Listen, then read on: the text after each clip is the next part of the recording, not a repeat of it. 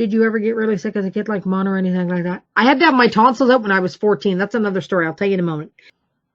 Oh, yes, my tonsils. So I went to French high school.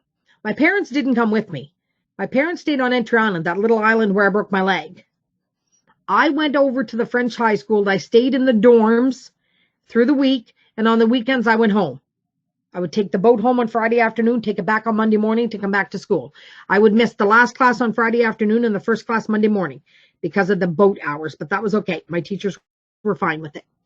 So I get sick with tonsillitis. I had to go to the hospital. If you're 14 and under, you need parental consent, or you have to sign the surgery forms after your parents give verbal authorization over the phone.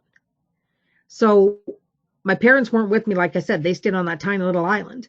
So here I was in the hospital by myself, and I had to sign the form to give consent after my mother and father said on the phone it was okay.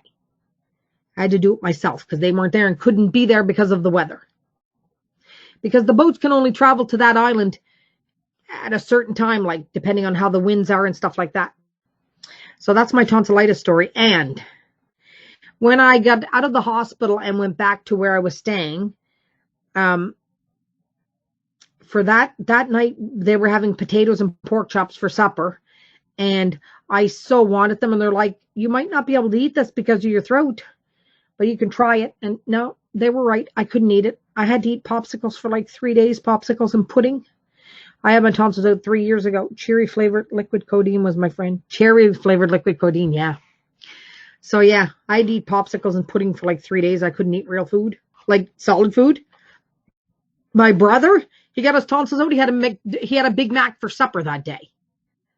Like the difference between people is crazy.